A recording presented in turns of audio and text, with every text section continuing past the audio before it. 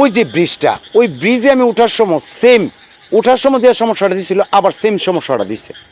তখন যাত্রীরা বলতেছে যে কিরে ভাই এখানে তো অনেক সমস্যা, অনেক গাছ ব্রিক, এখন তো ভাই গাড়ি হঠাৎ করে ডিস্টার্ব, মানে তারা আল্লাহ আল্লাহ করতেছে, তখন তারা ভয় পাইতেছে। ওই সময় তো বট গাছ ছিল, কড়ই গাছ ছিল, অনেক গাছ ছিল। ওনারা বলতেছে যে ভাই সমস্যা কি ভাই? হ্যাঁ, তখনের আমলে এই যে আপনি ডিজিটাল লাইটগুলো ছিল না 1996 সালে। তখন আমাদের সরাইল ব্রাহ্মণবাড়িয়া ডিস্ট্রিক্টে তখন সিএনজি ছিল না, তখন টেম্পু ছিল। ওই সময়কালীনে ব্রাহ্মণবাড়িয়া ভাড়া ছিল 3 থেকে 4 টাকা। 3 থেকে 4 টাকা হলে আমরা যখন আমাদের বেবি স্ট্যান্ড থেকে আপনার সকালবেলা যাইতাম, এক টিপ নিয়ে আসতাম, 12টার সময় 2 টিপ নিয়ে, এইভাবে 2-3 টিপ দেওয়ার পরে যখন সন্ধ্যা হয়ে যেত, সন্ধ্যা হওয়ার পরে তখন যাত্রীর চাপ ছিল কম, তখন 1-2 জন যাত্রী আইসা গাড়ির মধ্যে বসতো, সিরিয়াল ছিল তখন। ওই সময় আপনার তখন গাড়ি হইতে হইতে এশার নামাজের আজান পড়ছে, পড়ার পরে তখন নামাজ শেষ হওয়ার পরে আমার গাড়ি ফুল হয়েছে, হওয়ার পরে আমি তখন গাড়ি স্টার্ট করলাম। স্টার্ট করার পরে আমি গাড়ি নিয়ে যাইতেছি, যাওয়ার পরে হঠাৎ করে আপনি কুট্টাপাড়ার যে ব্রিজ, আমাদের সরাইল ব্রাহ্মণবাড়িয়ার মূল যে মুখটা কুট্টাপাড়ার মুখ, কুট্টাপাড়া ব্রিজের এখানে আসার পরে মানে ওই সময় রাস্তাঘাট ভাঙা ছিল, ওই সময় রাস্তাঘাট খুব ভাঙা ছিল। ওই সময় আমি ব্রিজটা যখন উঠতেছি তখন রাত্র বাজে আপনার এই 8টা বা 9টা। আচ্ছা, উঠতেছি পরে হঠাৎ করে আমার গাড়িটা রানিংয়ে উপরে ব্রিজের উঠার একটু আগে হঠাৎ করে গাড়িটা অফ হয়ে গেছে।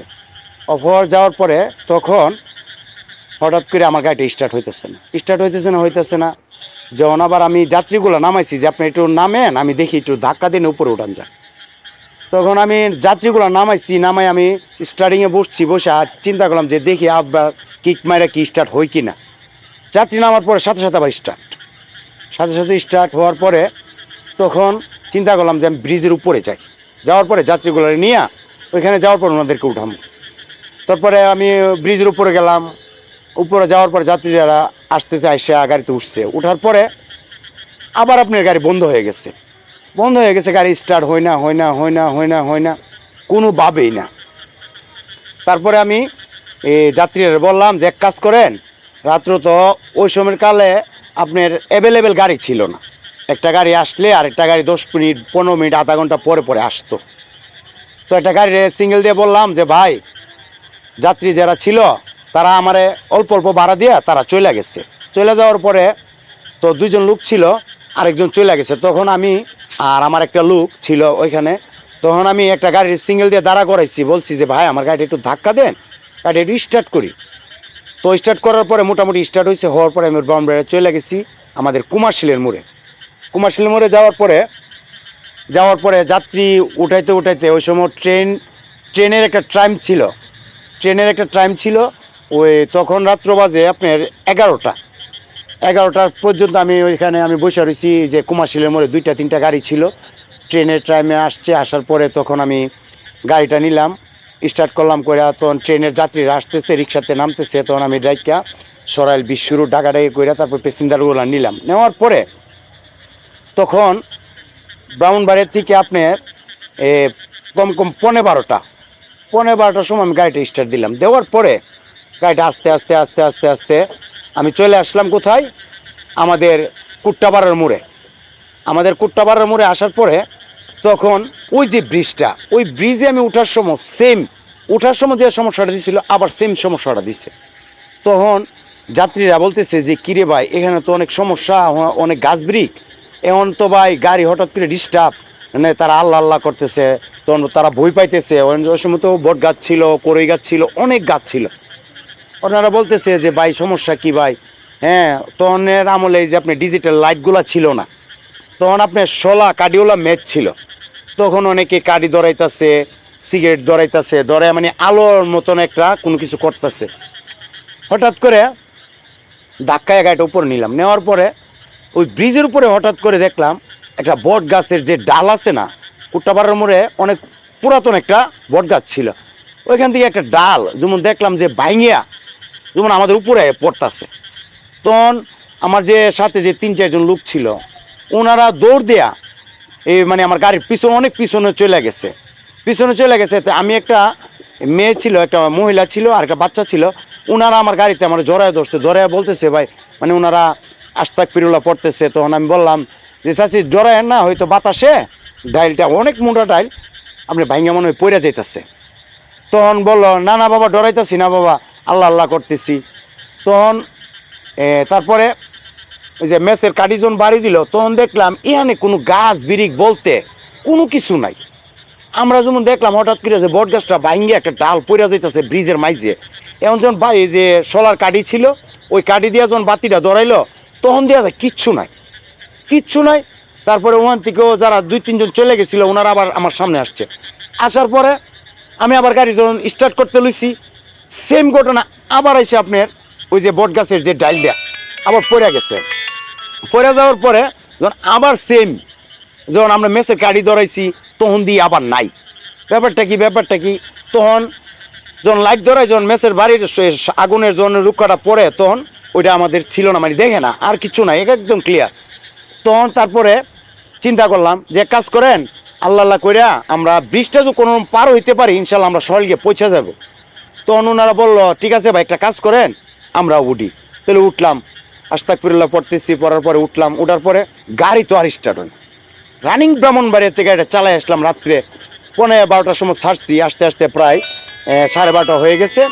12:30 হয়ে গেছে, আস্তে আস্তে অনেক লেট হয়ে গেছে। আগে তো এত দ্রুত গতিতে গাড়ি চলতো না, রাস্তাঘাট ভাঙা ছিল।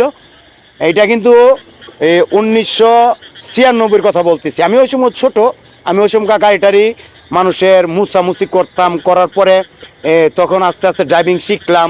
তখন যখন উস্তাদেরা যখন চলে যেত তখন কি করতাম, উস্তাদেরা যখন চলে যেতাম তখন যখন বলতো উস্তাদে যদি প্যাসেঞ্জার পাও তাহলে তুমি একটা টিপ মাইরে আইসো। ওই তখন আমি ওই টিপটা নিয়ে গেছিলাম। যাওয়ার পরে তখন যখন আস্তে আস্তে 12:30 হয়ে গেল তখন এই কাহিনিটা হইতেছে, তখন আমার ভিতরে একটা ভয় আতঙ্ক সৃষ্টি হয়ে গেল। তখন আমি একটা কাজ করলাম, আমি ওই যে মহিলাটা ছিল বাচ্চাটা ছিল ওনাদেরকে যে বলছি আপনারা একটা কাজ করেন আপনারা পিছনে বসেন। আর যে 2 জন সামনে ছিল বিশুর আমার 3-4 জন লোক নেমে গেছে। আমাদের টেম্পুতে আগে 8 জন 9 জন লোক লইতো গাড়ির মধ্যে, অনেক সময় সামনে আমরা 3 জন নিয়ে আসতাম। তখন ওনাদেরকে বললাম যে আপনারা সামনে আসেন, আপনারা আমার দুনো পাশে বসেন, আর মহিলাটার পিছনে দিলাম। তখন তো ভাই গাড়ি কিন্তু কোনোভাবেই স্টার্ট হইতেছে না। তখন আল্লাহ আল্লাহ করতেছি। যখন আবার ওই যে একটা লোক ছিল যে মুরব্বী, উনি কি করছে দাঁড়াও আমার কাছে আকিস বিড়ি আছে। বিড়িটা কি করছে উনি মেজ দিয়া বাড়িতে বিড়িটা ধরাইছে।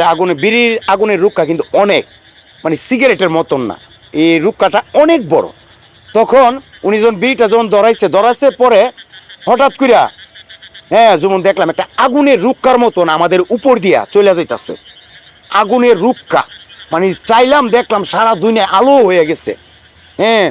মানে 1 সেকেন্ডও লাগে নাই। আগুনের রুক্ষাটা যাওয়ার পরে আমাদের শরীরটা মানে এরকমভাবে ভয়ে আক্রান্ত হয়ে গেছে। তখন আমরা মানে চোখে মুখে আর কিছু দেখি না, আল্লাহ আল্লাহ করতে কাঁপতেছি বয়ে।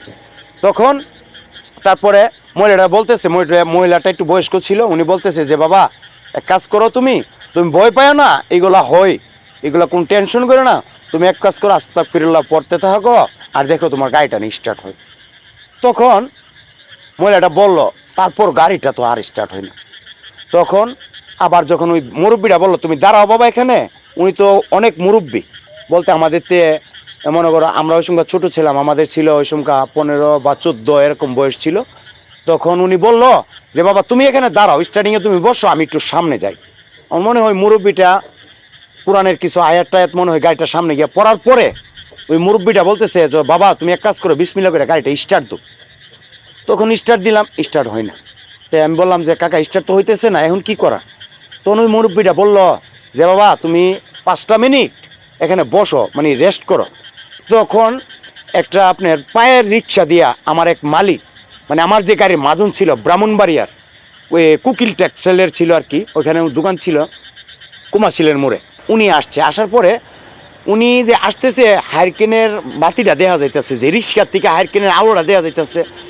ব্রিজটাও মানে অর্ধেকটা উঠছে বড় ওই আমি তো গাড়ির নেমে বসা আমি কাছে দেখ একটা গাড়ি জনাইতেছে তখন আমি মনে হয় আর একটু দুজন লিয়ে ধাক্কা দিলে ব্রিজটাতে নামলে গাড়ি স্টার্ট হয়ে যাবো আমি বসার সাথে সাথে গাড়িটা স্টার্ট দিচ্ছি যখন তখন গাড়ি স্টার্ট হয়ে গেছে ওই যে একটা বাতির যে আলোটা পড়ার পরে যখন তখন আপনার গাড়ি স্টার্ট হয়ে গেছে স্টার্ট যাওয়ার পরে তো আমার মাজন আসছে এসে বলে কি ব্যাপার এত দেরি হইলো কেন কি আসছে বিষয় আমি বললাম ভাই আসছি আমি মালিকের সাথে মিথ্যা কথা বলছি এখানের কাহিনিটা আমি বলি নাই আমি বই পাইতেছি যে পরের দিন নিয়ে আমার গাড়িটা নিয়ে আবার না পাই তখন আমি মালিককে বললাম যে ভাই গাড়ি একটু সমস্যা দিছিল হ্যাঁ একটু লেট হয়েছে করতে চলো তো মালিক বোয়া মাত্রই গাড়িটা স্টার্ট হয়ে গেছে আলোটা যখন পাইছে মানে যখন আলোটা পাইছে হাইরকেলের আলোটা কিন্তু অনেক বড় ছিল আগে যখন রিক্সা নিচে যখন হাইরকেলের আলোটা থাকতো তখন মোটামুটি অনেকটা জায়গা দেখা যেত আচ্ছা এখন তো আর হাইরকেলের যুগ নাই তো ওই সময় ছিল তারপর রিক্সাওয়ালা আমার বলতেছে শুনো বাবা তুমি এক কাজ করো তুমি তোমার বাতিটা আমার আবার যে সামনের যে লাইটটা ছিল ওই লাইটটা ফিউজ হয়ে গেছে ব্রিজের উড়াশুন ফিউজ হয়ে গেছে আমাদের আগে লাল লাইট ছিল সামনে বাতি ছিল ওইটা ফিউজ হয়ে গেলে আর লাইট ধরতো না আর এখন তো সিএনজির মধ্যে একটা ফিউজ গেলে ফিউজটা না লাগাই দিলে লাইটটা চলতো তো তারপরে উনি বলতেছে যে বাতিজা তুমি টেনশন করে না একটা কাজ করো তোমার গাড়িটা স্টার্ট করো কইরা আমি রিক্সাটা ঘুরাইলাই তোমার গাড়ির বাতি আমি তোমার পিছিয়ে যাবো তুমি বাতিটা রিক্সার মধ্যে যে হাইরকেলটা তোমার গাড়ির সামনে রাখো রাখিয়া তুমি বাইন্দা আস্তে আস্তে যাও আমি গাড়িটা রিক্সাটা লইয়া জন আইতেছি আমার মাজনও উনি গাড়িতে বসা এই আপনার এই যে আপনাদের এই যে জিলুকদাপাড়ার মোড়ে এই যে জিলুকদাপাড়ার যে একটা মসজিদ আছে এই জায়গাটার মধ্যে আসছি পরে সেম আগুনের যে রুক্কাটা ছিল এটা আবার অটোমেটিক যেমন দিয়ে আমার সামনে বিরাট আকার হইয়া দাঁড়াই গেছে গা অথচ আমি দেখতেছি মাগার আমার যে আমি চিল্লাইতেছি যে আল্লাহ কি অবস্থা কিন্তু আমার সাথে যারা ছিল তারা কেউই দেখে না আমি যেমন দেখতেছি আমি গলা ফাড়াই লইতেছি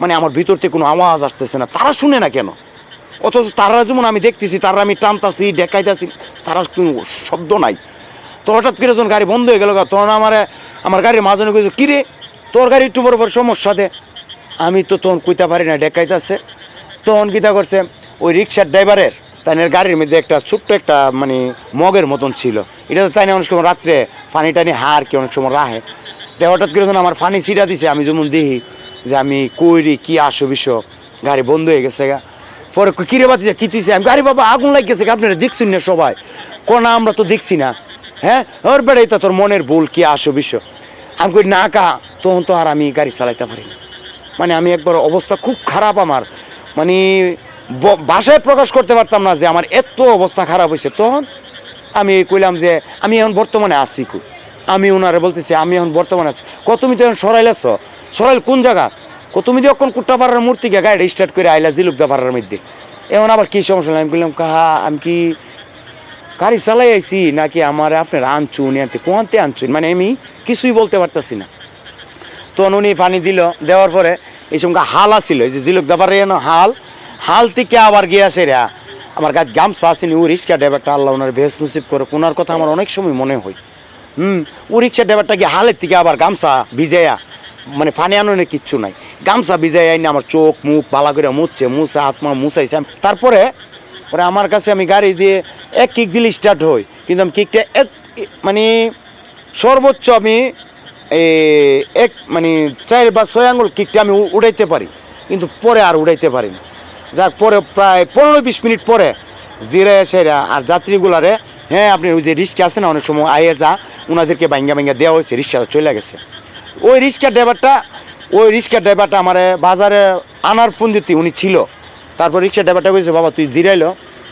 জিরাইছে এরা বিড়ি টিড়ি হাইছে হাওয়ানের পরে দেখলাম যে মোটামুটি যখন আগুনের কিছু ইয়োটিও আর হাইরকেল পরে বাড়াই দিছে দেওয়ার পরে হাইরকেলের যে গ্লাসটা ছিল মানে চিমটিটা ছিল আমরা ওই সময় চিমটি বলতাম ওই চিমটিটার মধ্যে কালি জমে গেছিল কালি জমার পরে উনি বাতিজা কালিটা মুছতে হইব কইয়া সেটা যখন আপনি চিমটিটা হুলার পরে আপনার বাতিটা নিভা গেছে নিভা যাওয়ার পরে এত একটা আইনদার আর কারেন্ট তো ছিলই না এত আইনদার মানে আমার আরও বেশি বই করতেছে তখন বললাম যে কাকা আপনি কই তখন আমার মালিক কইতেছে তুই এক কাজ করতে আমার হাতটা ধরে রাখতে আমি হাতটা ধরে রাখছি ধরে আমি দাঁড়াই রইছি এই টেম্পুর পিছনের রডটা ধরে আর দাঁড়াই রইছি উনিও দাঁড়াই রইছে আর তাই চিমটিটা মুছতেছে যতবার কাঠিটা ধরা মেশটা মানে কোনো বাতাস নাই আগুনটা অটোমেটিক নিভা জায়গা ডাইরেক্টলি আগুনটা অটোমেটিক নিবা জায়গা বাড়াই দিছে, মানে হিসাবে আপনি আগুনটা এতটুকু উপরে উঠে, অনেক উপরে উঠে আগুনটা বাড়াই দিছে যে আগুনটা না নিবে। প্রায় কাঠি মানে শেষ, লাস্টে মনে একটা না দুইটা কাঠি ছিল, বাড়ি দিছে দিয়ে টাস করে চিমটিটা ঘুরাইছে পরে আলোটা হইছে পরে দিই যেমন দেওয়া যা, তখন বাতাসও আছে, সব কিছু আছে। আবার মানে পুনরায় যেমন দেওয়া যায়, আমি একটা ড্রাইভার, মানে আমার কাছে ভালো লাগতেছে, আমার এরকম মানে আমার একটা পরিস্থিতি লাগতেছে। পরে কি করলাম, আস্তে আস্তে আসলাম মুসাল্লিয়া পরের মোড়ে। পরে আমি সরাইল বাজার ঢুকলাম, ঢুকার পরে তারপরে ঢুকার পরে গাড়িটা আপনি পাইয়ে করে রাখছি, স্ট্যান্ডে রাখছি, পাড়াদারের কাছে টাকা দিয়া বুঝাইয়া মালিককে নিয়ে বলছি যে আপনি আমদানিটা নেন, হ্যাঁ কত টাকা মারছ, আমি এত টাকা মারছি, এত টাকা নেন। নেওয়ার পরে উনি আমার কিছু টাকা দিছে, দিয়ে পরে আমি বাড়িতে যাওয়ার পরে আমি 5 দিন অসুস্থ ছিলাম।